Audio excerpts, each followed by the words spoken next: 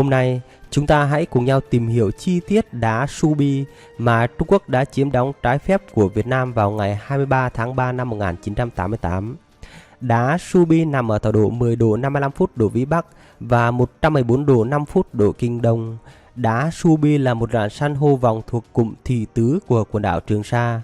Đá này nằm cách đảo Thị Tứ khoảng 26 km về phía Tây Nam.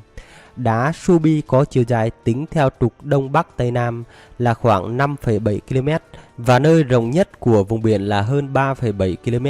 Diện tích rạn đá là khoảng 16,1 km vuông. Trung Quốc đã chiếm đóng trái phép rạn vòng này từ ngày 23 tháng 3 năm 1988 đến nay.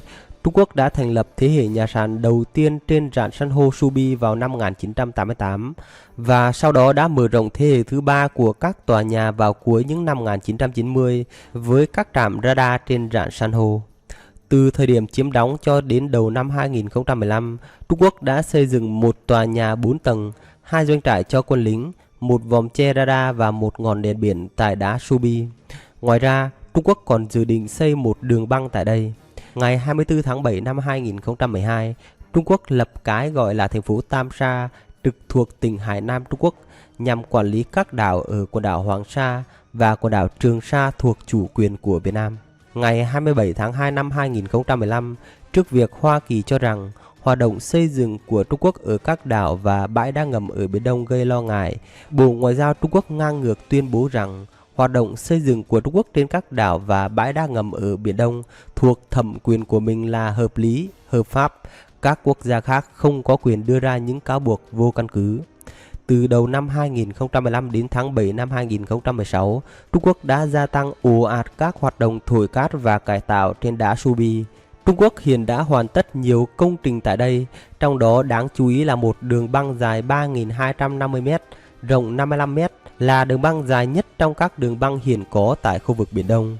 Nơi này hiện có kênh tiếp cận, cầu cảng, các thiết bị thông tin liên lạc, radar, đê chắn sóng gia cố, bãi đáp trực thăng, cơ sở quân sự với tổng diện tích đất vĩnh viễn là khoảng 4,3 km vuông, trở thành hòn đảo lớn thứ hai trong khu vực. Tháng 7 năm 2015, máy đầm động lực được sử dụng để đầm nền trên đảo và việc xây dựng đường băng sân bay trên đảo đã được hoàn thành vào giữa tháng 10 năm 2015. Ngày 5 tháng 4 năm 2016, Bộ Giao thông Vận tải Trung Quốc đã tổ chức lễ khánh thành ngọn hải đăng Subi trên đá Subi.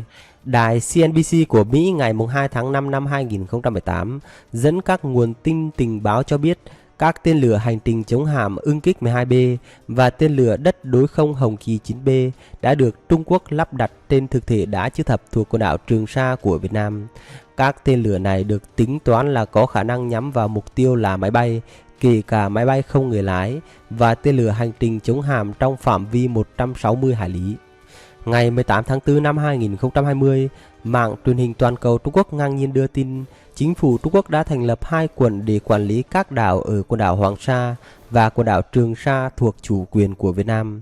2 quận này trực thuộc cái gọi là thành phố Tam Sa mà Trung Quốc đã dừng lên vào năm 2012.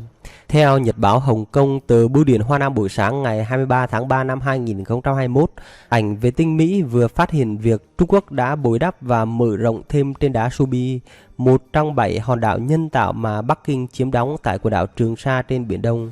Chuyên gia về Biển Đông tại trường nghiên cứu quốc tế ở Singapore cho rằng công trình mới nhìn ra biển này có thể được sử dụng cho nhiều mục đích như dùng để đặt một tháp quan sát hay một trạm radar, bãi đáp trực thăng, thậm chí là nơi để đặt hệ thống cảm biến hay vũ khí di động. Chương trình của chúng tôi đến đây xin tạm dừng. Hẹn gặp lại quý vị và các bạn trong các chương trình tiếp theo.